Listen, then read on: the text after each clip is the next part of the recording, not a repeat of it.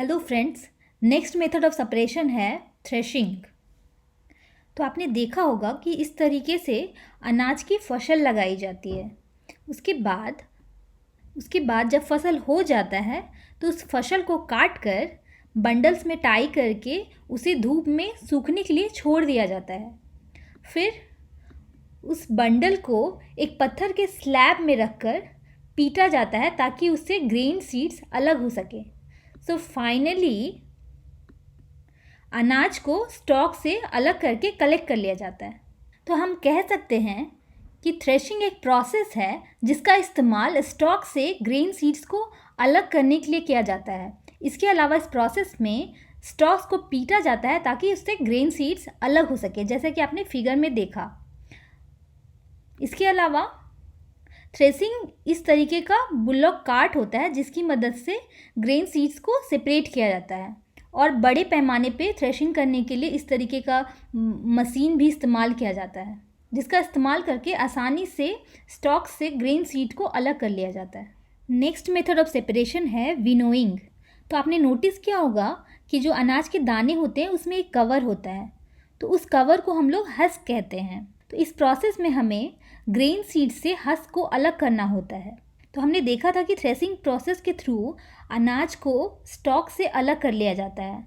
तो जो अनाज जमा किया जाता है उसमें अभी भी हस्क मौजूद होता है, इसलिए उसे क्लीन करने की ज़रूरत होती है ताकि उसे इस्तेमाल के लायक बनाया जा सके। तो विनोइंग प्रोसेस में, जैसा कि आप लोग फिगर में देख सकते हैं, ग्रेन सीड्स को एक हाइट पे खड़े होकर इस तरीके से गिराया जाता है कि वो हवा की बहाव में जो हस्क होता है वो अनाज से अलग हो जाता है, और जो भी ग्रेन सीड्स होते हैं वो एक जगह पे जमा हो जाते हैं।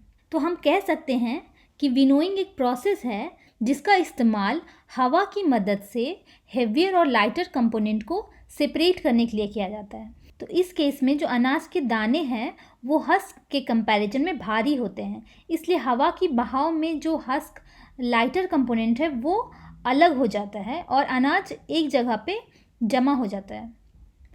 इसके अलावा इस प्रोसेस का इस्तेमाल जनरली किसानों द्वारा किया जाता है ताकि वो ग्रेन सीड्स से हस्क को अलग कर सके और उसे इस्तेमाल के लायक बनाया जा सके। और लास्टली जो हस्क जमा हो जाता है उसका इस्तेमाल जानवरों के चारे के रूप में भी किया जाता है।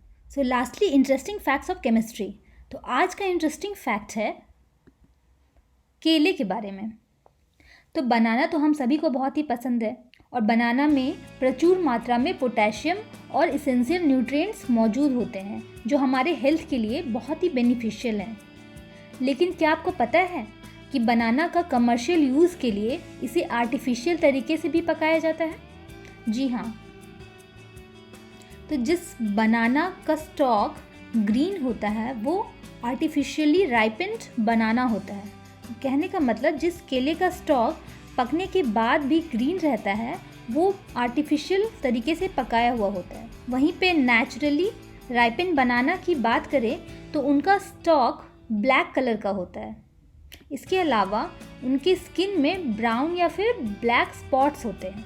तो केले के पेड़ में एक स्पेशल गैसियस हार्मोन होता है, दैट इज़ इथिलीन गैस, और इसी गैस की वजह से केला जो होता है वो नेचुरल तरीके से पक जाता है, और इस इथिलीन गैस को हम लोग नेचुरल राइपनिंग एजेंट भी कहते हैं। So choose wisely while purchasing bananas. That's it for today. तो वीडियो अच्छा लगा हो तो वीडियो को लाइक और शेयर करें, और ऐसे और भी इंटरेस्टिंग और इन्फॉर्मेटिव वीडियोस के लिए please subscribe to my channel and hit the bell icon to get the notification first. Thank you so much.